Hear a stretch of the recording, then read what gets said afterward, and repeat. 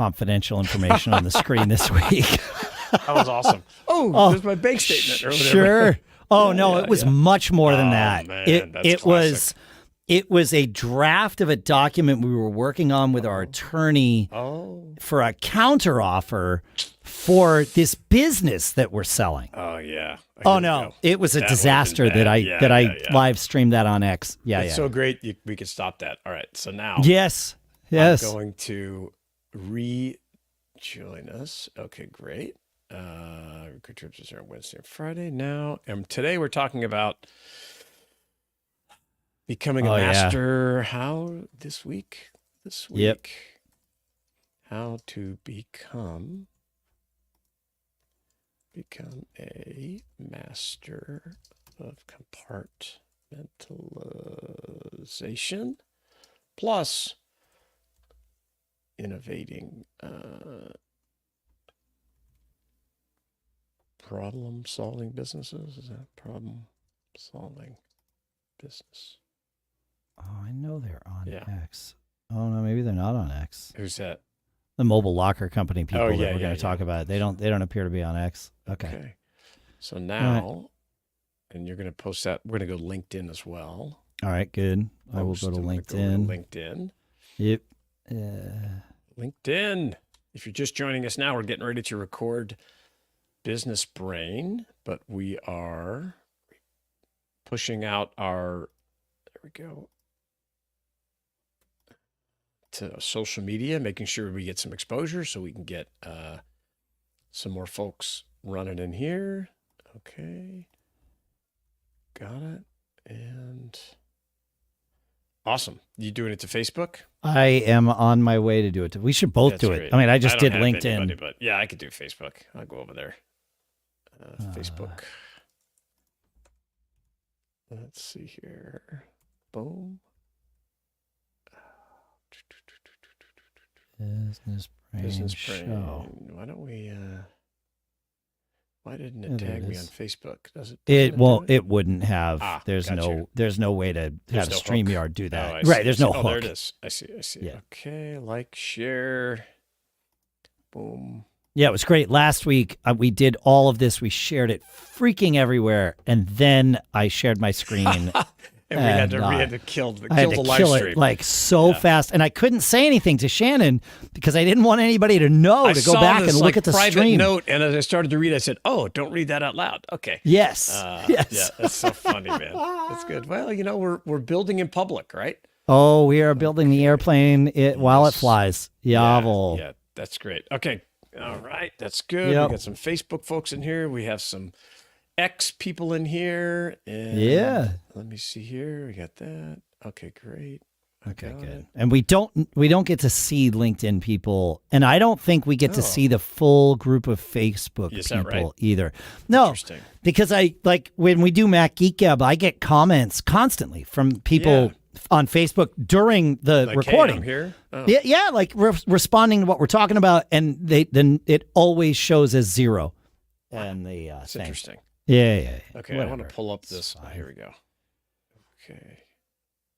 Great. And the show we talked about compartmentalization before was 376, if you want to. Brain episode 376. Yeah. Man, I had such a. It's not out yet. It comes out Monday. I recorded Gig Gab with this woman yesterday who is now, it has always been a songwriter. She just released her first album. She's like, I'll say she's 5 years younger than me. I have no idea how old she is. But I know she's like Gen X. Yeah. Sure. So just released her first album of all original material. And what was cool was 5 years ago, almost to the day, she hired a band that I played in to play her kids' graduation party. Oh, okay. And it was a trio, an acoustic trio. It was me, this guy Simon, and this woman Amy. And Amy had to leave for the last hour, which we knew was going to happen. So it's just going to be me and Simon. Well, the woman who booked the party, Heather, came up and like said, can I sing harmonies with you or whatever? That's cool. And it's, well, when that happens, it's trying to be always like, sure. Like it's your party. It's a private party and you're the one stroking the check. So the answer is yes. Yes. But it doesn't mean we're happy saying yes. It turns out she was awesome. Oh, that's and good. She but you're actually, right. You never know, right? You never know. Oh, no. It could be a disaster. You know. It's awful. It's going to be awful. This was a surprise. That. Yeah. Well, she was up for like 10 songs with us. We even let her sing lead on a song, and she was awesome. And I told her that day. And then, I do Gig Gab, the other podcast, and we talked about it 5 years ago on the episode that we recorded right after that. And I was like, I said to my co-host at the time, I was like, yeah, and the person whose party it was wanted to come up and sing. My co-host was like, oh no. Yeah, right. Yeah, because he knows. He's been there too. Yeah. See, me, I'm like, oh, that sounds kind of cool. Oh, that sounds nice. Never. Yeah. And I was like, no, she was great. Like, this is amazing. Well, that was her first time on stage. Oh, wow. And it was my comments that encouraged her to continue moving on. She went and she saw a country band that needed a bass player. So she contacted him and said, I don't play bass, but I can sing backup for you. Wow. That's and they were like, okay. Yeah. And then the lead singer couldn't make it to a gig. So she wound up singing lead for that gig. Nice. And then formed her own cover band doing country stuff. And now has her own original band. And she even said in the episode that we recorded, it's coming out Monday, like, you inspired me. It's like, what a really wonderful cool, thing. man. Like, Yeah, I didn't, obviously it was not my intent to, like, and that's the best part of it is, I just told her what honest feedback. Like, you were great. You should do more of this, No, I think that's great, dude. But you never know how you can influence people. Yes, you never know. Yeah, I love that part. I think it's great. That's why we share so much information. You just never know. That's why we do that. That's my fuel. Yeah, to keep doing this. It's one of the pieces of fuel. I feel fortunate that I'm at the stage where you can give back, and you did have all these experiences, and you can, I always tell everybody, it's like, well, I know I'm not smarter than, these people. I'm just more experienced. Yeah, you're I've supposed made to back more me up. mistakes. You're supposed to say, hey, no, yeah, you are. Yeah. But anyway, I'm the same way. I've just done these things, and I can share how it turned out, and that's right. Hopefully it'll help you and everything. So that's right. That's great. Yeah. That's good. Yeah, it was really nice. It was a nice moment. That is and terrific. she was the first woman that we ever had as a guest on Gig Gab. So as long as the internet doesn't go down between now and Monday, that will actually happen. That'll be really good. Yeah, that's awesome. All right, should we start the show? I think we're ready. Here we got about 50 people, 51 in here, so that's good. Oh, I got to go back and find this post again, so I'm going to talk about it. Okay, anytime. You ready? Okay, here goes nothing. Oh, I got to bring that forward. Okay, here we go. Business Brain, episode 555. Wait, I got that backwards. It's 555 for Wednesday, June 5th, National Gingerbread Day, 2024.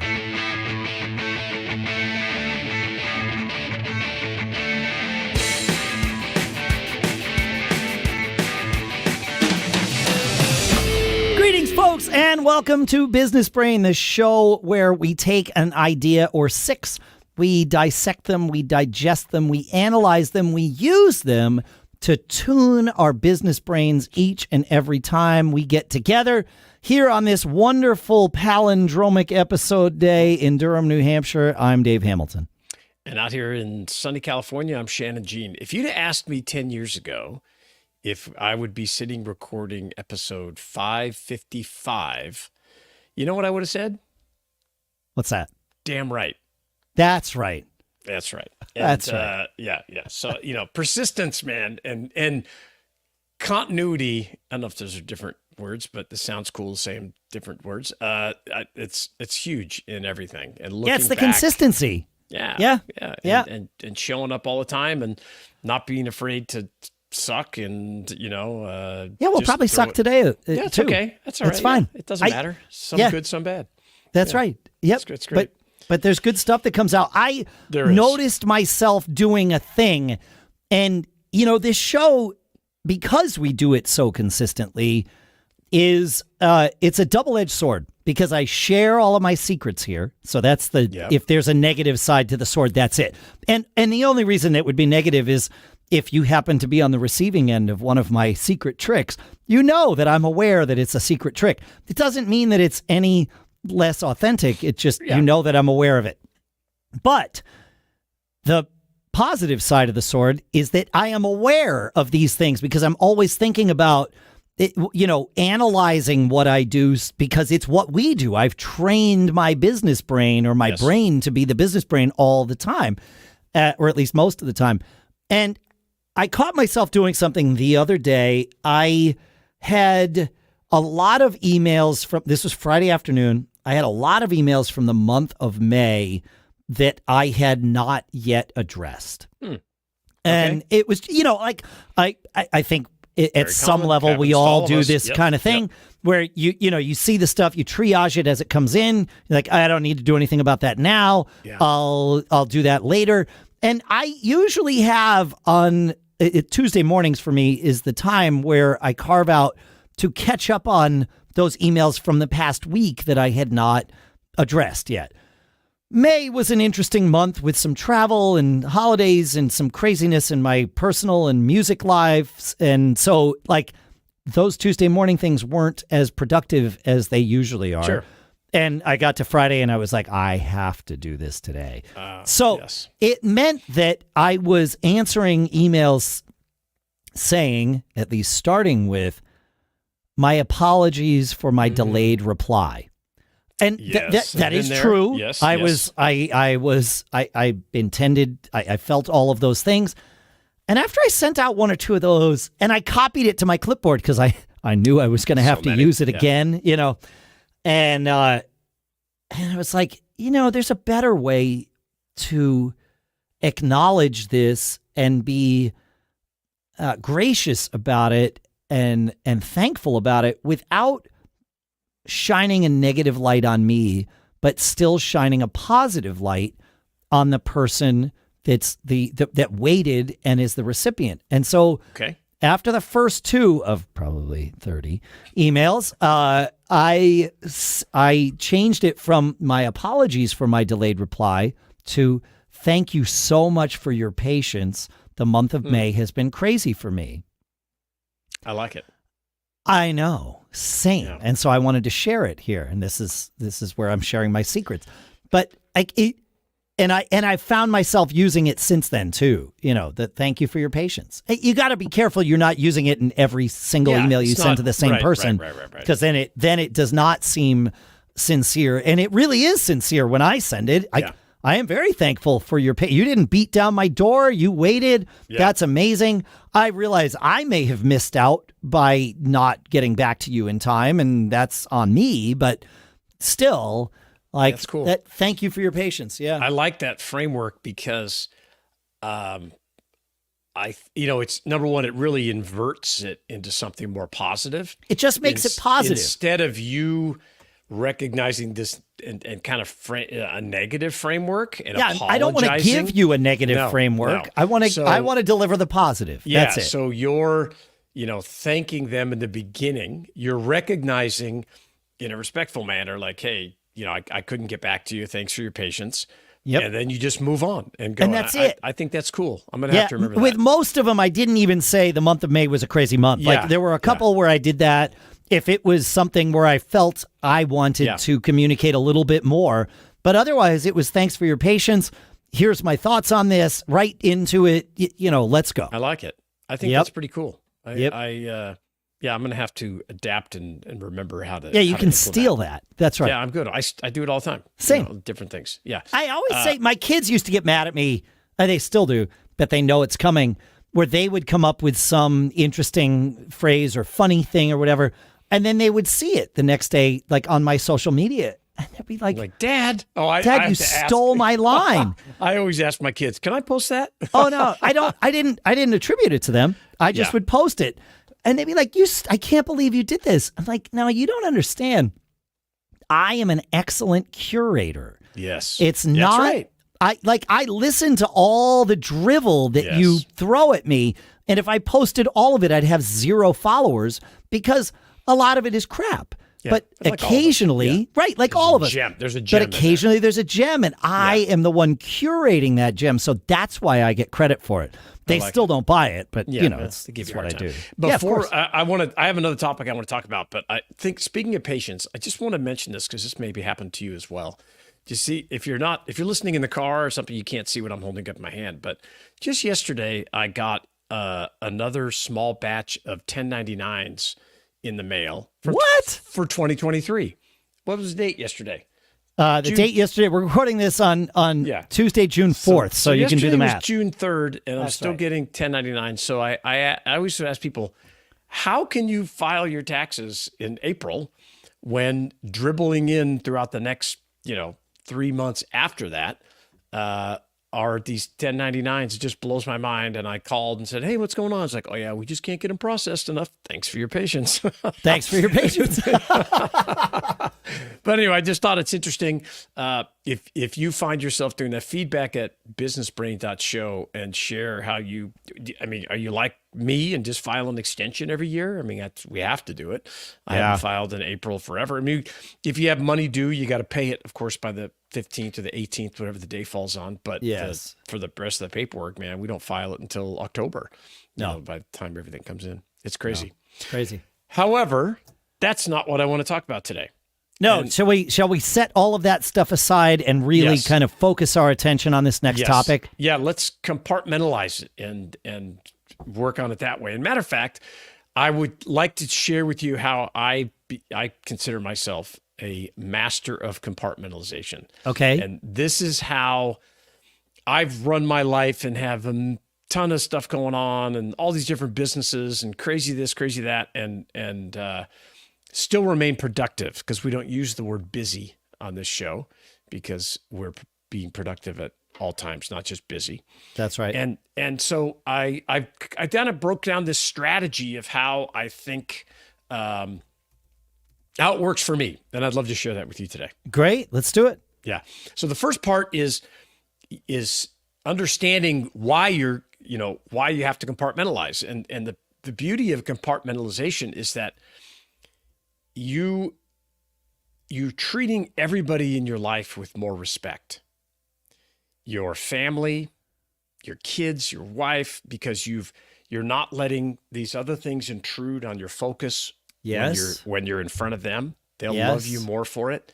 And you're also treating your employees with more respect and more focus, your business partners, your suppliers, your advisors, your podcast listeners, all because you are actively focused on learning how to compartmentalize. It's not just a happenstance thing, and maybe some people are better at it than others. But some people are definitely better at it by default than me.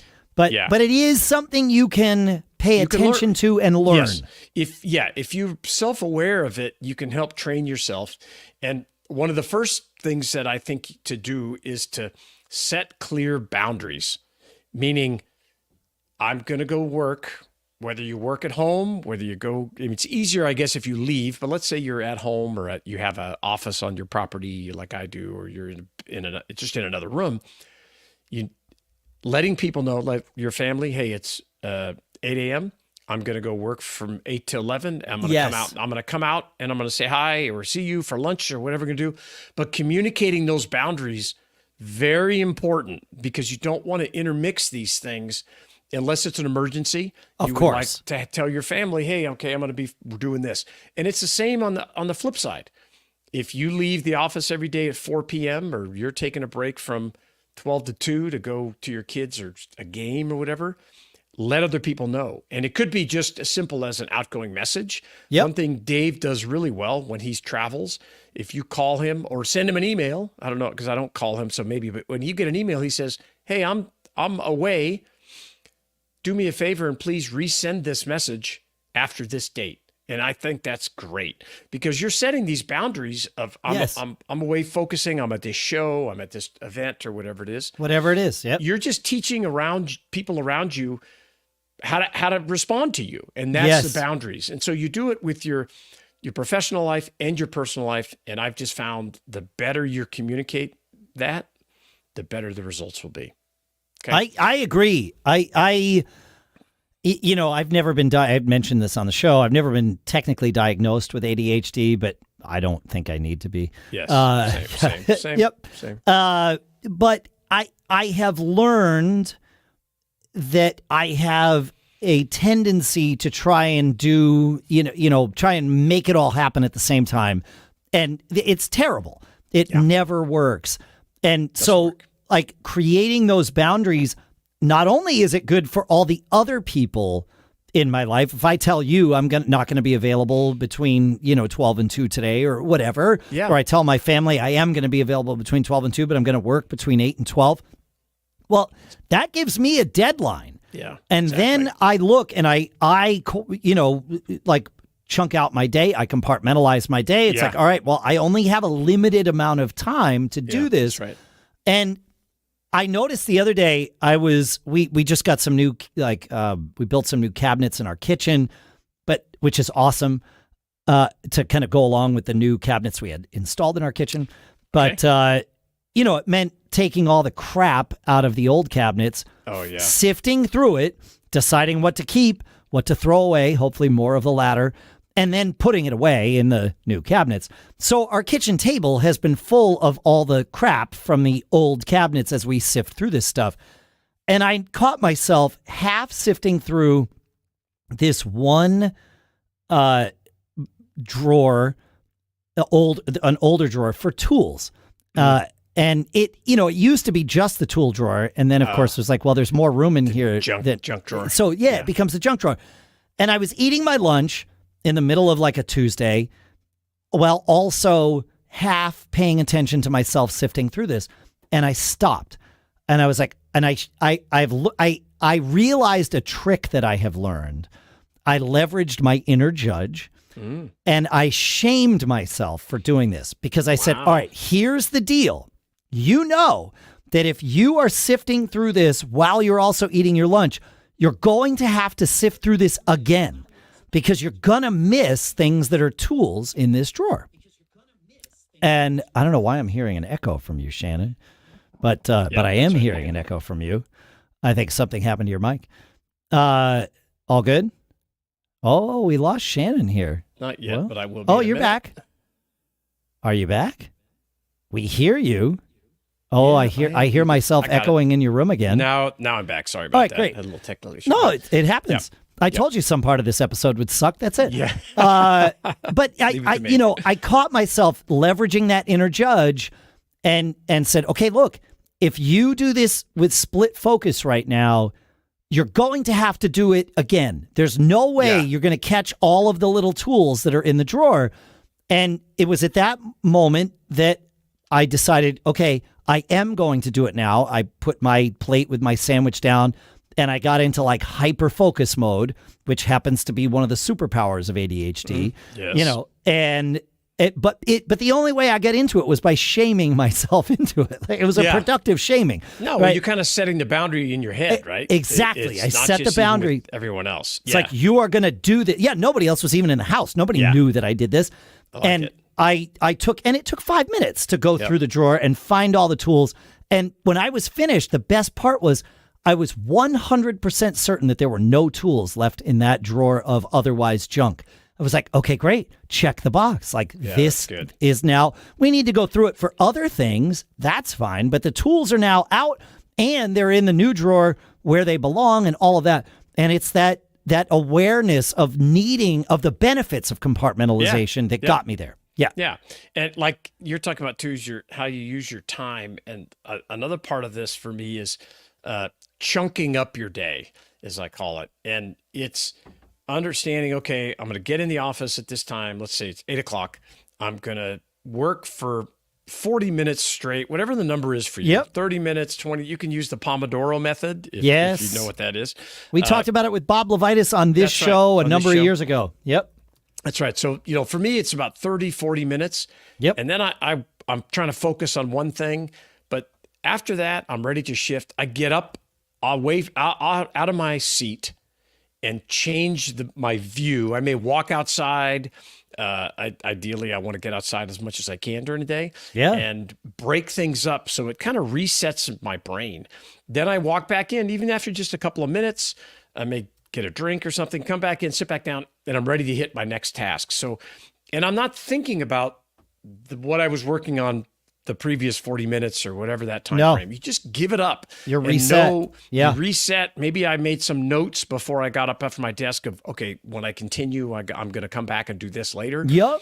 But you're stopped and you moved on to the next thing. So chunking up your day, I like 30 to 40 minute chunks with a little, brief break in between. Yeah. It's hugely powerful for me. No, that's a good amount of time.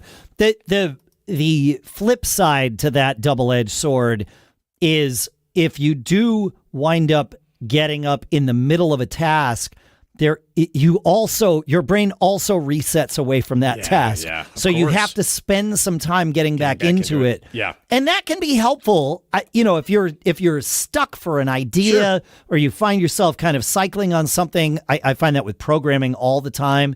Yeah. It's like, I got to get up. I walk away. I might even do a different task, a short one or something, and then come back and it's like, my brain did something in the background while I was busy. So the reset, so it can be good, or you have to manage it. Manage that reset. Yep. And then that workspace. While we're talking about that, for me, and I think for anybody that really wants to become a master of compartmentalization, you have to have your own designated space that nobody can really mess with. I understand if you have to share a desk or share a table. Sure. For years, my wife and I worked on our dining room table at night as we launched Deals on the Web when we were trying to build that business. Yeah. But the more you can isolate your own space, I think it's easier for you to chunk your day up, compartmentalize, set things aside. And it doesn't need to be anything fancy, but it just needs to be yours. Right? I can get into work mode so much faster sitting at my desk where I do work than I can anywhere else. And That's right. That's right. And then one of the things that I really didn't know this term until a little while ago, or this they call it the Eisenhower matrix. And I really didn't even know what that meant, but I have been doing these things, and we'll share it in the show notes at businessbrain.show. But it's basically, it's a matrix with 4 quadrants: urgent, not urgent in the horizontal, and not important and important in the, you can probably pull it up right there. Yeah, Asana has a good breakdown. If you scroll down, I think you'll see it even better. Okay. Right. Keep going. Right. There it is. So the top left is urgent and important things. Yep. You just need to do them. Tasks with deadlines or consequences. Sure. Yeah. And below, as you drop into they're urgent, but they're not important, delegate it. It has to be done, but you don't have to have, it doesn't require your specific skill set. Yes. And maybe even we lean back into that 75% rule that we talk about. Mm-hmm. If someone can do it 75% as good as you can, delegate it. I did that earlier today. I felt so proud about it. That's because really it's good. something I absolutely would have done myself. I was like, I don't have, I don't have time left in my day to do this. I'm doing it more and more. Yeah. You have to. Especially I work with this nonprofit and I'm volunteering and everything. Yeah. But if you've ever done volunteer work, you know that the more effective you are, the more stuff you get kind of dumped on you. So I'm setting up like subcommittees, and then they're coming to me going, "Oh, do you want to make this phone call?" No. That's the reason why you're the head of this subcommittee. Yeah. You guys do all these things. I'll help you. But so important.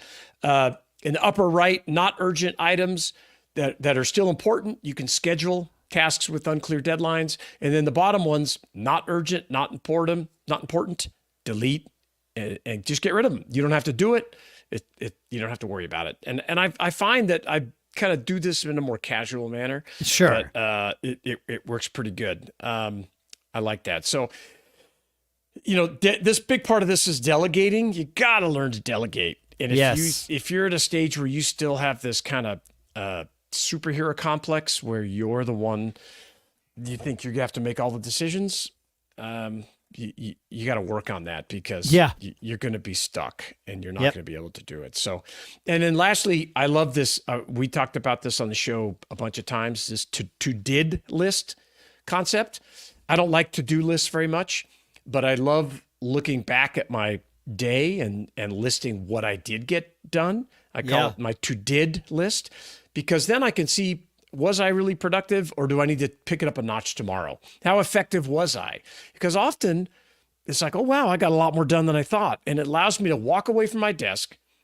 I go down to my house. I'm going to compartmentalize now, spend time with Renee, and I can leave it. Now, if I feel like I didn't get a lot done, I may need to take some notes for tomorrow or set up some stuff, but it helps a lot. And so compartmentalization's awesome. And I agree. You can practice it and you can get better. If you have tips on how to do it, feedback@businessbrain.show. We'll share it with everybody else. Help us grow our collective business brain and get smarter.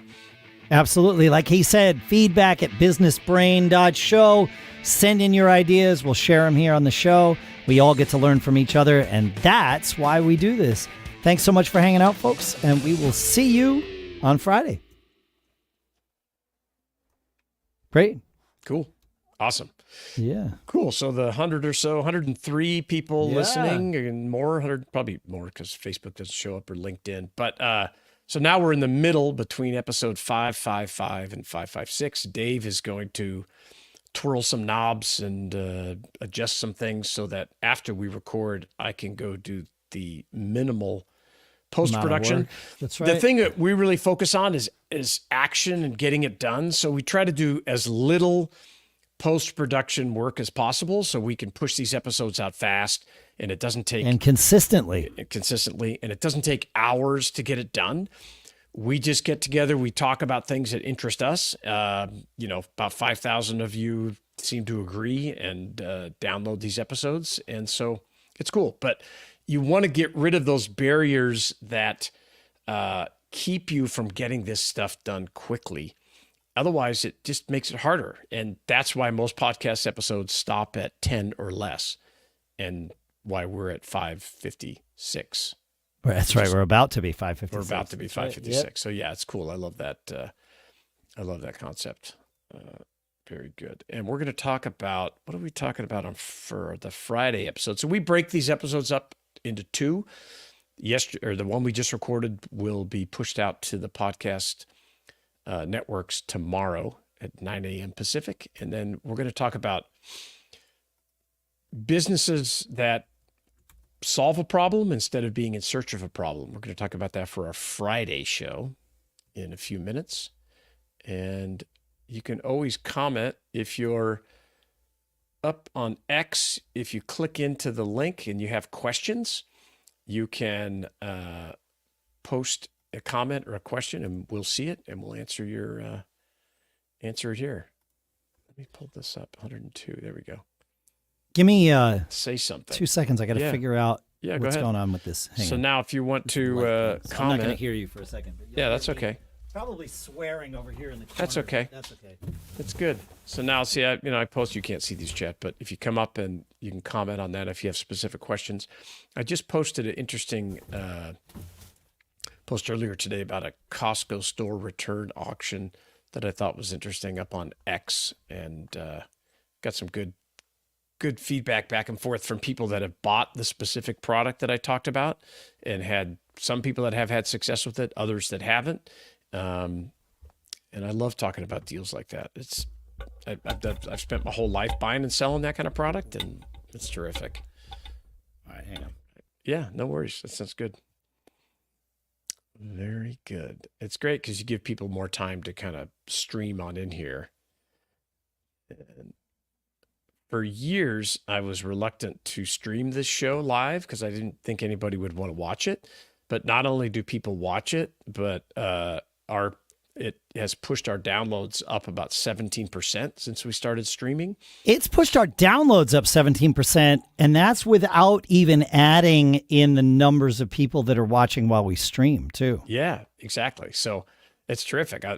It's great. And you just have to we've talked about this, it's just being in front of the camera all the time and it's just different. Just get used to it. You just get used to it. Yeah. You have to you can just roll with it. So okay, how you doing? You're I'm good. Almost done? The purple light behind me turned back on, so there's even that. Oh, very nice. That's great. That's great. Yep. Okay, so now I can click out of this, so I don't have to see myself up on X. That sounds great. And I should move I have my visual barriers in our show agenda document. I'm the only one that looks at that, right? You're not even looking at that show agenda document. I never look at that. Okay. No, I just wing it. We talk. Dave and I get together. It's more. It's not for this show. It's not so much It's not the to-do agenda. It's the to-did agenda. It's where I log the timestamps. Yeah. Oh, the timestamps. Yeah, absolutely. I'm doing it live, but it like I know with my other co-hosts, it is helpful for you to be able to be like, oh, I have a link to put in there or whatever, and then it's just magically in the show notes. But you're editing the show notes anyway, so you've got the opportunity to do that before it goes live. So it really, it's totally fine. Yeah. Awesome. Let me know when you are ready. And all right. So yeah, I'm ready. Okay, great. I'm ready too. Great. Here we go. 5:56 for Friday, June 7th. That is correct. Yeah. All right. Here goes nothing. Business Brain, episode 556 for casual Friday, June 7th, National Donut Day. It's a week of eating sweets 2024.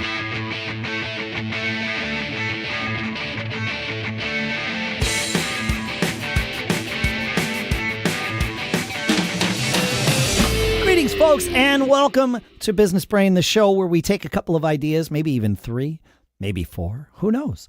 We analyze them, we dissect them, we use them to tune our business brains collectively, yours, mine, his, hers, all of us, so that we can each make sure we keep on living those charmed lives. Here in Durham, New Hampshire, I'm Dave Hamilton. And here in Northern California, I'm Shannon Jean, and man, I love donuts. Right? But I try to, well, I do limit myself. I don't eat them that often, but God, Same. They're good. They are so good. They're so good. Yeah, it's just crazy. I've been to some crazy donut places over time, and you know, it's great when you're traveling or doing like that. But you gotta be careful. Yeah, I generally only eat them when I'm doing something atypical, so that it doesn't become habitual. Oh, I like that. I like that. Yeah, that's cool. That's great. I noticed the thing. I talked at the beginning of Wednesday's episode about the phrase, thanks for your patience. And I noticed another phrase that has been used on me that I don't know if I'll ever use this on other people, but I found it interesting. The folks from Grant Cardone's company have been trying to sell us at Backbeat Media on their sales training, right? Oh. And so I was like, oh, yeah, I'll take a call with you. And so the guy called me and actually to set up like our first little, like the first sales call. Okay. And then during that, we set up the second sales call. And after we said, all right, we're going to do it, on Friday at 10 a.m. or whatever, great. They both asked the same question. Is there anything that would cause you not to make that appointment? That's for sales meeting. I think that's pretty good. Right? Because it puts it on you. The commitment. They're getting your commitment. Getting your commitment. Yep. Yeah, I like that. Another one I really like is when you do something, because we believe in the law of reciprocity here. We talk about it all the time. Yep. But one way I read about people doing it, and I wish I could remember to do it more, but I always forget, is when someone thanks you for doing something, the response is, I'm glad to help. I know you will do the same for me. Oh. Not, I'm glad I know you would. I know you would. No, right. You will. I know you will do the same for me. And because you're shifting that, they're taking ownership, and of course they will do the same for you.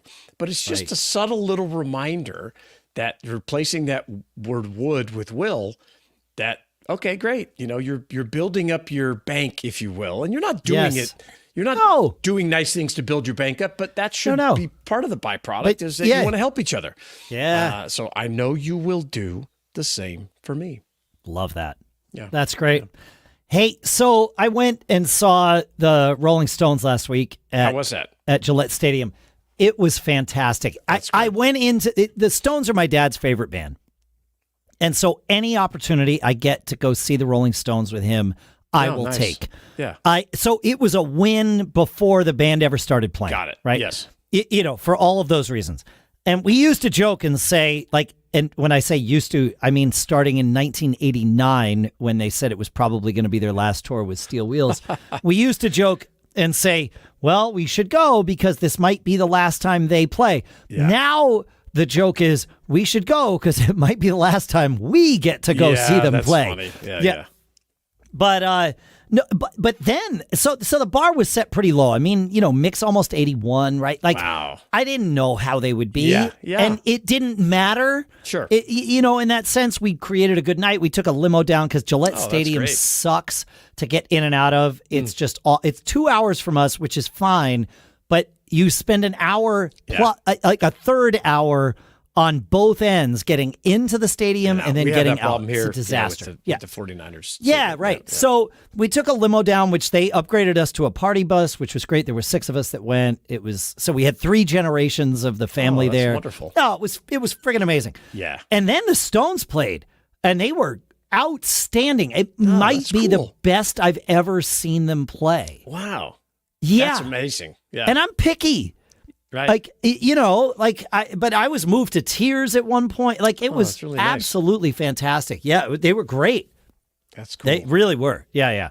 On the way out. Now, again, I want to set the stage properly here because pretty much everyone is either drives in or is driven in to the stadium. There's tons of parking lots. Public transportation really doesn't touch Gillette Stadium in any meaningful way. So while there might be, there might be some world where you could get public transport to, maybe a mile and a half away from there and then walk down, which would still get you out of there way faster than we did. It's not how the majority of the people come. I would gather that 95% of the people are parking there. Okay. So we go to the show. Great show. On the way out, we decide, we're going to stop and pee. We're in no rush. We're going to be comfortable. We'll get back to the limo. And then our wonderful limo driver, Lisa, is going to take the reins and take us home. Like, it's awesome. We're paying her for this, and we're happy to do so. And she's happy to be there. So, we took our time. We get out there.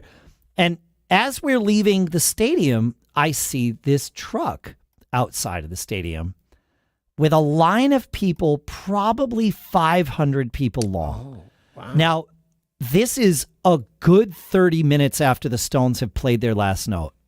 We walked pretty slowly through the stadium.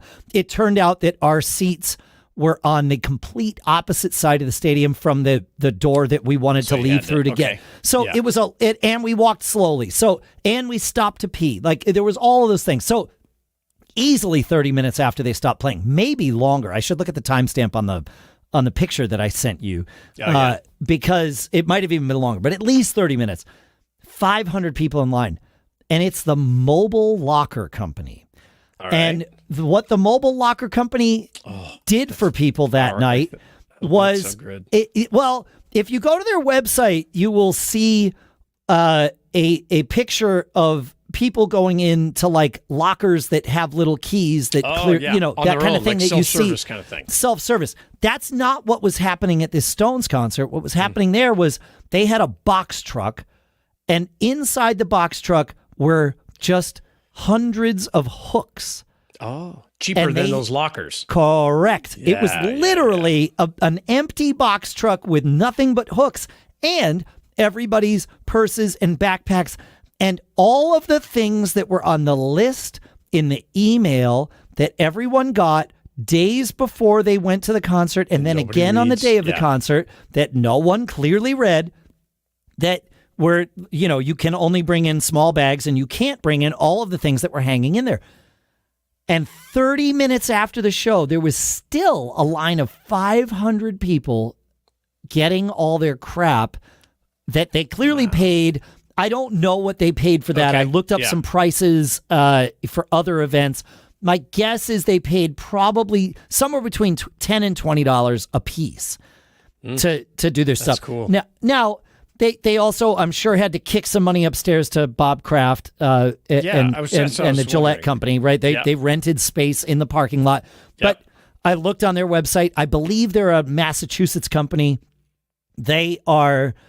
They have a deal with Gillette Stadium to do all of the events, concerts, plus all the Patriots and Revolution games that happen there. But it just amazed me. It's genius, dude. It's genius because these people saw a problem, and it's a problem that shouldn't exist. All of these people have cars, certainly within a 10-minute walk. They're not. Nobody wants to store anything in their car. What? They get broken into, man. Come to California, dude. Oh no, No I don't way. think that happens at Gillette Stadium. I'm sure it does, but yeah. But a not purse. These or are these are people that brought their backpack to the gate and Yeah. didn't want to spend the time to walk back to their car. That's what they banked on here with the mobile locker company, and clearly it paid off. Yeah, but they're going to do this for football games now. Most people who go to football games are going with their season tickets, and they show up and they have their routine, and they're still going to sell them spots every weekend or every Sunday that they have a home game in their truck, even though these people know darn well what they can and can't bring into the stadium. Yeah. It's just fascinating to me. I love it because it's a business that solves a problem, because we have it here too. 100%. Every sporting event you go to, there's always people going, "What? You can't bring what?" This kind of thing. And it slows down entry everything. and all of that. Yeah. Yep. Yeah. And so the flip side is, it's businesses that are in search of that are a solution in search of a problem, which I see that stuff too. No, this is absolutely a business that they were probably in line together for a concert, the founders of this business, and were like, this is dumb. Yes. We can, but we can make money off of dumb people. Of course. I mean, it's actually, I would argue it's very useful. I'm still trying to find what they charge, but in the sense that when you're stuck there, I mean, you're going to a venue.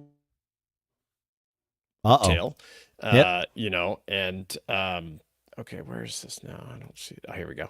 So yeah, I think it's great. And let me see. Yeah, the Levitate Music Festival is the next thing on their event page, and you can pay $15 a day. It's a 3-day festival, or $40 for the whole festival. So. I love it. And what I like is, I bet you they have adapted to your point and just said, you know what? We don't need these big lockers inside these trucks. For Levitate, they do have lockers. They do. You are renting a 12 by 12 by 18 for Levitate. For 3 days. Okay. Or a day, whatever it is. I see. But for the Stones concert, it was a bunch of hooks. It was coat check for your bags is really what it was. Their only problem that they need to solve is getting people processed faster. That's right. Sounds like it. Because there may be 1 or 2 people in the truck. That was it. There were not enough.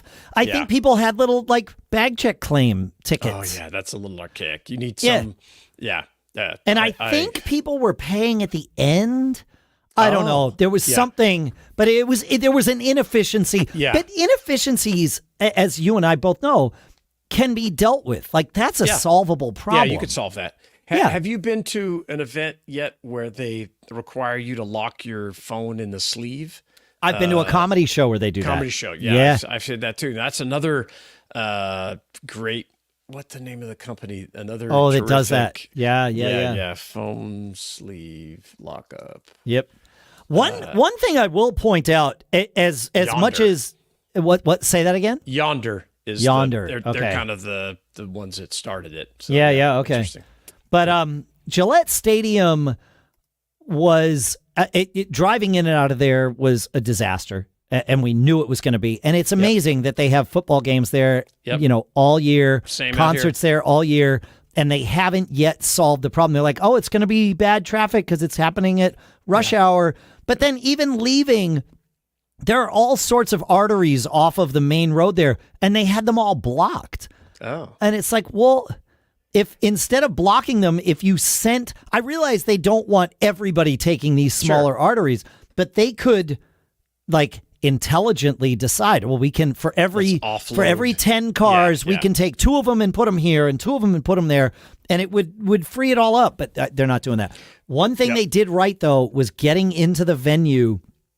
We walked, there was a line of people, and we walked through a sensor about 30 yards before we got to the person that was looking at the screen based on the sensor, and that person would decide, okay, these 2 people need to go for further inspection. Everybody else is done. Yeah, the Giants, same Giants Stadium is that way now, where you walk up. You Super used to have efficient. to go through the bar thing, and they would wand you, and it was big lines. But now it's like it's way out there, and they're doing, I'm sure, some kind of facial thing. And they're profiling and scanning, and they're all the things. Yeah. But to your point about the parking in and out, I mean, there are venues here close to us that we just won't go to anymore. Correct. Because it's, you have a concert maybe on a Thursday night. Trying to get there during rush hour is just a disaster. You have to leave at like 1 p.m, and then just trying to get out. There's like one way out, and we won't go to Gillette Stadium. Like I said, the only reason we went is because it was the Stones, and we brought my dad. Like otherwise, we turn down shows at Gillette Stadium all the time. However, 18 years ago, I got on the Patriots waiting list. Yeah. I'm still on the Patriots waiting list. Really? Despite the fact that Tom Brady no longer plays for the Patriots and they've had some terrible seasons. Sure. I'm still, they still haven't gotten 18 years deep in the waiting list. But because of that, I get the opportunity to buy concert tickets there that's pretty early for a lot of shows. That's nice. But you don't get any warning. You just get an email and it's like, okay, waitlist season ticket members can buy now. Oh, and if I'm at my desk, I'll go by, and I bought like front row for like AC/DC and Kenny Chesney. Nice. And then what I do is I immediately put them on StubHub. That's genius, and dude. I've made thousands from just doing that. That's a great side hustle. It's fine. Like if I have time when the email comes in, it's like great, because I capitalize on the initial ticket sales fever. Yes, I don't hold on to them. It's like I get them and I sell them, and that's awesome. Well, if you have interesting, takes on businesses that solve unique problems, we'd love to hear about them. Feedback at businessbrain.show. And have a great weekend, and everybody. And thanks for joining us and listening. And everybody who's watching us on the stream, thank you for hanging out. Yep. Absolutely. Feedback at businessbrain.show. Have a great weekend. Keep living that charmed life. We'll see you next week. Great. We're out. Terrific. All right, streamers, thanks for hanging in there and watching us. We're going to end this. And then again, first episode tomorrow, if you want to hear us again on the podcast, any podcast app you use. And the second episode will be out on Friday. Thanks again. Take it easy. Thanks, everybody. Later.